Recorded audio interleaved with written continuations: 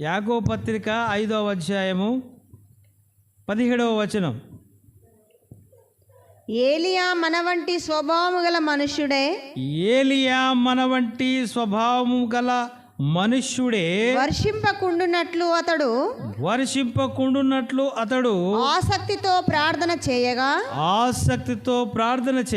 3.5 సంవత్సరముల వరకు భూమి మీద వర్షింపలేదు. హల్లెలూయా. హల్లెలూయా.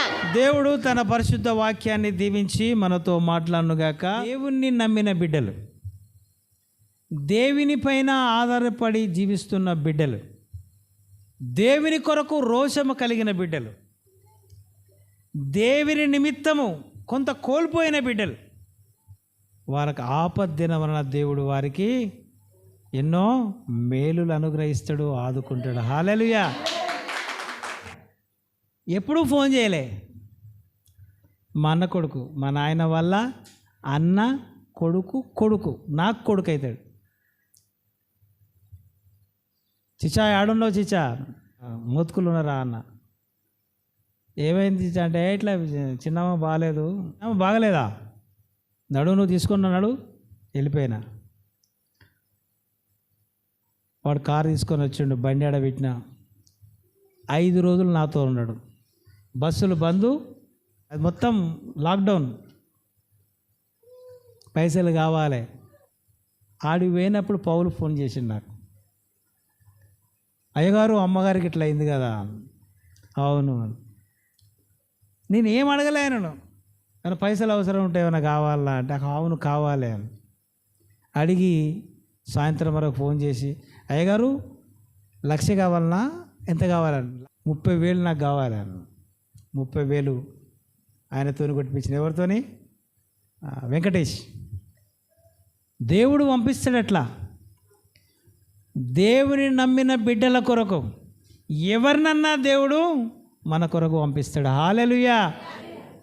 దేవుని మీద ఆధారపడి బ్రతికితే ఆయనను అక్కడి నుంచి హైదరాబాద్ నుంచి రప్పించడం ఏంది, నా కొరకు 6 రోజులు వెయిట్ చేయడం ఏంది, వాళ్ళ కుటుంబం కూడా ఓచుకోవడం. ఈయన అక్కడ ఉన్నాడంటే ఉంటుంది కదా, పనులు ఉంటాయి కదా, ఏంది అని నేను అప్పుడు అనుకున్నా. దేవుడే పంపించిండు అనుకున్నావాన్ని. హల్లెలూయా. ఆపరేషన్ అయిపోయింది అంటే ఆల్మోస్ట్ 70,000 80,000 అప్పటికే ఖర్చు అయిపోయినాయి. హల్లెలూయా. దేవునికి నువ్వు ఇంపార్టెంట్ ఇవ్వడం నువ్వు ప్రారంభించు. నీ జీవితాల్లో ఊహించని మేలు నీ జీవితంలో జరుగుతాయి. ఊహించలేని మేలులతో నింపిన నా యేసయ్యా, నీకు నా వందనం. ఊహించలే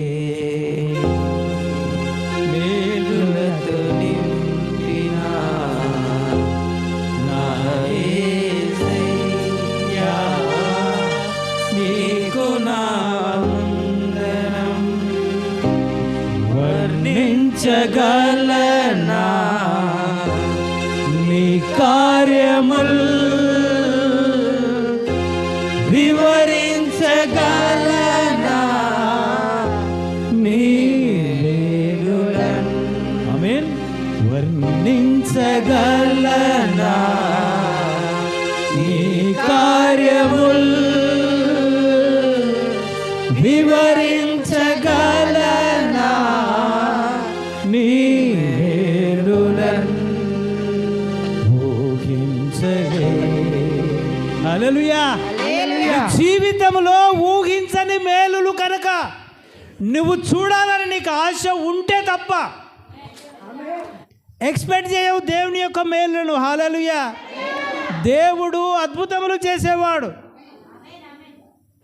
దేవుని జ్ఞాపకాలలో ఎప్పటికీ మనం ఉండాలి.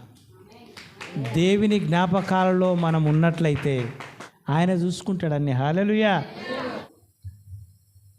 పరిశుద్ధ గ్రంథములో నుండి వాక్యాన్ని మనము కనుక ధ్యానించినట్లయితే, మరి కరువు వచ్చిందా రాలేదా?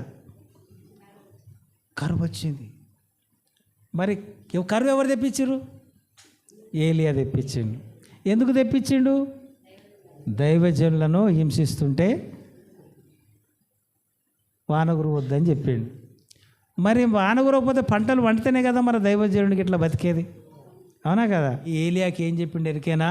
కేరీతు వాగ దగ్గర పోయి నువ్వు బతుకు, నీవు ఇచ్చట నుండి తూర్పు వైపునకు పోయి యోర్దానునకు ఎదురుగానున్న కెరీతు వాగు దగ్గర దాగియుండము. ఆ వాగు నీరు నీవు త్రాగుదువు. అచ్చటికి నీకు ఆహారము తెచ్చినట్లు నేను కాకోలములకు ఆజ్ఞాపించుతునని అతనికి తెలియజేయగా అతడు పోయి యెహోవా సెలవు చొప్పున యోర్దానునకు ఎదురుగానున్న కెరీతు వాగు దగ్గర నివాసము చేసెను. అక్కడ కాకోలములు ఉదయమందు రొట్టెను మాంసమును అస్తమయమందు రొట్టెను మాంసమును అతని యొద్దకు తీసుకొని వచ్చుచుండెను. కరువు కాలం కదా, బాగా ఆలోచన చేయాలి కాంతమ్మ. కరువు కదా, కరువులో మటన్ వండుకుంటాడు ఎవడన్నా? మటన్ ఎవడు వండుకుంటవచ్చు? హల్లెలూయా.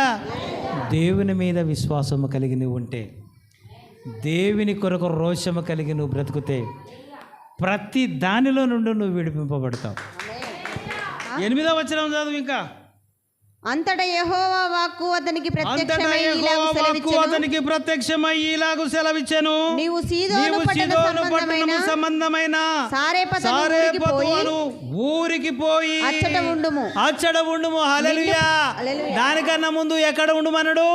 కేరీతు వాగు దగ్గరికి నువ్వు పో. దేవుడు నీ పట్ల డబల్ ప్లాన్ వేస్తూ ఉంటాడు. హల్లెలూయా. ఇప్పుడు 17:10 చదువు. ఇప్పుడు అందుకతడు లేచి సారేపతునకు పోయి పట్టణపు గవిని యొద్దకు రాగా ఒక విధవరాలు అచ్చట కట్టెలు ఏరుచుండుట చూచి ఆమెను పిలిచి త్రాగుటకై పాత్రతో కొంచెము నీళ్లు నాకు తీసుకొని రమ్మని వేడుకొనెను. ఆమె నీళ్లు తేబోచుండగా అతడు ఆమెను మరలా పిలిచి నాకొక రొట్టె ముక్కను నీ చేతిలో తీసుకొని రమ్మని చెప్పాను. హల్లెలూయా. అందుకామె నీ దేవుడైన యెహోవా జీవము తోడు, నీ దేవుడైన యెహోవా జీవము తోడు, తొట్టిలో పట్టెడు పిండి మాత్రమే ఉంది తొట్టిలో, నా యొద్ద నున్నవే కాని అప్పం ఒకటైనను లేదు. మేము చావక ముందు నేను ఇంటికి పోయి వాటిని నాకును నా బిడ్డకును సిద్ధమని. అయ్యా, రొట్టెలు అయితే చేసి లేవు, కింద పిండి ఉంది. ఇక ఆ పిండితోని రాత్రి రొట్టెలు చేసుకొని నేను నా కొడుకు ఇక సద్దాం అనుకుంటున్నా అయ్యా అన్నదా. కొన్ని పుల్లలేరుటకై వచ్చి తినను. అప్పుడు ఏలియా ఆమెతో ఇట్లనను, భయపడవద్దు, నీవు పోయి చెప్పినట్లు చేయము. ఆమేన్. ఆమేన్. ఏం చేయాలా? నేను చెప్పినట్లు చేయను. నీవు పోయి నేను చెప్పినట్లు చేయి. నీ పాస్టరు లేకపోతే నీ యాజకుడు నీతో చెప్పిన పని చేయడం నువ్వు నేర్చుకుంటే నీకు భయపడే స్థితిలో కూడా నువ్వు భయమని ఉందావు. నువ్వు రోగివై ఉన్నా కూడా ఇమీడియట్లీగా నీ స్వస్థతను ఉంటావు. నిన్ను పోషించడానికే నీ యాజకుడు. నువ్వెందుకు భయపడుతున్నావు? దేవుడు నిన్ను సారేపాతు విధవరాలను కాపాడినట్లుగా దేవుడు నిన్ను కూడా కాపాడుతాడు. హల్లెలూయా. ఒకే దినము ఒకేసారి ఆమె చావు బతుకులో ఉందంటే ఏలియా కూడా చావు బతుకుల్లో ఉన్నాడు. హల్లెలూయా. విధవరాలు యెహోవా మీద ఆధారపడి బ్రతుకుతుంది. యాజకుడు యెహోవా కొరకు రోషము కలిగి బతున్నాడు. చదువు కింద చదువు. అయితే అందులో నాకొక చిన్న అప్పము మొదట చేసి నా యొద్దకు తీసుకొని రమ్ము. తరువాత నీకును నీ బిడ్డకును అప్పములు చేసుకొనుము. భూమి మీద యెహోవా వర్షము కురిపించు వరకు ఆ తొట్టిలో ఉన్న పిండి తక్కువ కాదు, బుడ్డిలో నూనె అయిపోదని ఇశ్రాయేలీయుల దేవుడని యెహోవా సెలవిచ్చి ఉన్నాడని. ఆమేన్. ఆమేన్. ఆ వర్షము వచ్చేదాకా నూనె పిండి తక్కువ కాదు. హల్లెలూయా.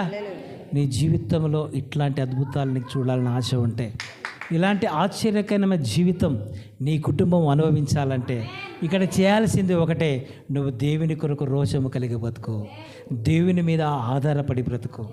యెహోవా జీవముతోడు ఈ దినము నుండి నేను మందిరంలో ఉన్నాను, నేను బ్రతికితే నేను ఏ విషయంలో అయినా కూడా దేవుని మీద ఆధారపడి బ్రతుకుతాను. ప్రారంభిస్తే నువ్వు అనుకున్న దానికన్నా కష్టాలు రావచ్చు, కానీ దేవుడు మాత్రం నీ మాట వింటాడు. నువ్వు దేవుని మీద ఆధారపడి బ్రతికితే ఏం చేస్తాడు? దేవుడు నిన్ను పోషిస్తాడు. హల్లెలూయా.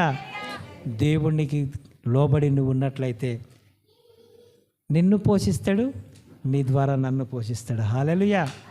దేవునికి లోబడి ఉండాలి. దేవునికి లోబడి ఉండడం అంటే ఏంది? యాజకుడు చెప్పిన మాట తూచా తప్పకుండా ఉండాలి. ఆ యాజకుడు ఏం చెప్తే అది వినాలని కాదు, బైబిల్ ప్రకారం ఉందా లేదా అనే ఆలోచన చేసి వినని చెప్తున్నాను. హల్లెలూయా. బైబిల్ ప్రకారం తప్పు చెప్తే వినకు, వినడం నేర్చుకో. నువ్వు పోషింపబడతావు, నీ ద్వారా నీ కుటుంబము కూడా పోషింపబడుతుంది. దేవుడి వాక్యాన్ని దీవించి మీ హృదయంలో ఫలింపజేయునుగాక. ప్రార్థన చేసుకుందాం. మా జీవము గల మా యేసయ్య, మా రక్షకానికి వందనాలు. అవును ప్రభువా, ఏలియా మా వంటి మానవుడే, కానీ ఏలియాకు కలిగిన రోషము ఇక్కడ ప్రతి ఒక్కరికి కలగజేయమని ప్రార్థన చేస్తూ ఉన్నాం. సారేపాతు విధవరాలకు కలిగిన విశ్వాసం ప్రభా, యాజకుని పట్ల విధేయత కలిగి ప్రభా నీకు లోబడి జీవించే బిడ్డలుగాను విన్న ప్రతి బిడ్డను ప్రభా మీరు ఈ దినమే నుండి ప్రభా నీ మీద ఆధారపడే బిడ్డలుగా ఉండడానికి నీ కృప, నీ పరిశుద్ధాత్మ శక్తిని మీరు వారికి అనుగ్రహించమని ప్రార్థన చేస్తూ ఉన్నాం. ప్రభా యేసయ్యానికి వందనాలు. ప్రభా భయంకరమైన దినములలో ప్రభా మేము నీ యందు భయభక్తులు కలిగి ఉండి నీ కొరకు ఎలా జీవించాలో మీరు మాకును విన్న ప్రతి ఒక్క బిడ్డకును మీరు నేర్పించమని నజరుడైన యేసయ్య నామమున బ్రతిమలాడి అడిగి వేడుకొనుచున్నాము తండ్రి. ఆమేన్.